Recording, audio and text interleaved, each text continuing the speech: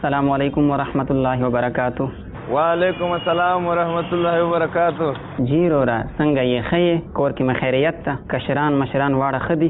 الحمدلله استاد واده ته ښه جوړې په خیر. جی رورا وایا څنګه دې کال وکړو؟ 10 محرم په ورځ 4 رکعات نفل کوي د هغه طریقه کار ته تر دې ما څنګه ور دي هغه راوښه. جی جی بالکل بالکل.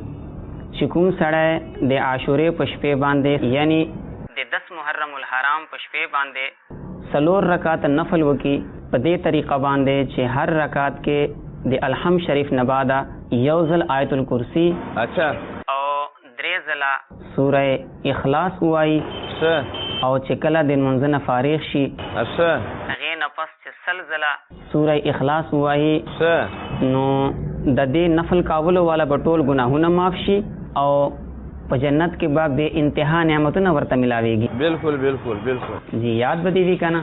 انشاءاللہ انشاءاللہ. جی جی.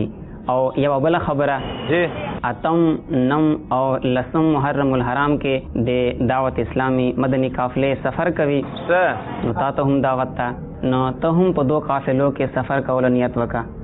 انشاءاللہ انشاءاللہ انشاءاللہ. په مخه دې ښه. په مخه دې ښه. السلام علیکم ورحمۃ اللہ وبرکاتہ. وعلیکم السلام. اللہ حافظ. ارسلان بھائی مجھے ایسا لگا جیسے آپ عاشور کے حوالے سے گفتگو فرما رہے تھے. جی جی ایک عزیز کی کال تھی. شب عاشورہ یعنی 10 محرم الحرام کے نوافل کے بارے میں پوچھ رہے تھے تو اس کو نوافل کے بارے میں بتا رہا تھا. ہمیں بھی بتا دیں تاکہ ہم بھی اس کی برکتیں حاصل کر لیں. جی جی بالکل کیوں نہیں. جو کوئی عاشورہ کی رات یعنی 10 محرم الحرام کی رات 4 رکعت نماز نفل پڑھے اس ترکیب سے کہ ہر رکعت میں الحمد کے بعد آیت الکرسی 1 بار اور سورہ اخلاص 3 بار پڑھے اور نماز سے فارغ ہو کر 100 مرتبہ سورہ اخلاص پڑھے تو گناہوں سے پاک ہوگا اور بہشت میں بے انتہا نعمتیں ملیں گی. سبحان اللہ. یاد رہے گا نا؟ انشاءاللہ. ماشاءاللہ. اگر برکت کے لیے ایک مرتبہ دہرا دیں.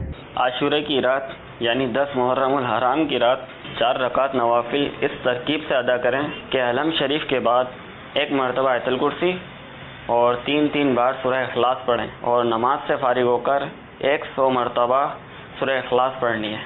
ماشاءاللہ ماشاءاللہ.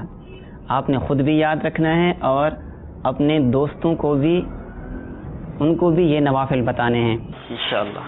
یہ محرم الحرام کے حوالے سے شیخ طریقت امیر اہل سنت بانی دعوت اسلامی حضرت علامہ مولانا ابو بلال محمد الیاس عطار قادری رضوی ضیائی دامت برکاتہم العالیہ کا ایک رسالہ ہے امام حسین کی کرامات. آپ اس کا مطالعہ فرما لیجئے.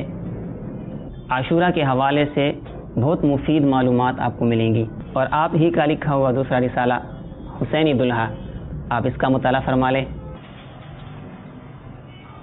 اور 8 9 10 محرم الحرام کو دعوت اسلامی کے مدنی قافلے بھی سفر کریں گے تو آپ بھی ان مدنی قافلوں میں سفر کرنے کی نیت فرما لیجئے. انشاءاللہ. آپ بھی نیت فرما لیجئے. جزاک اللہ خیرا. صلو علی الحبیب صلی اللہ تعالی علی محمد. مجھے اپنی اور ساری دنیا کے لوگوں کی اصلاح کی کوشش کرنی ہے.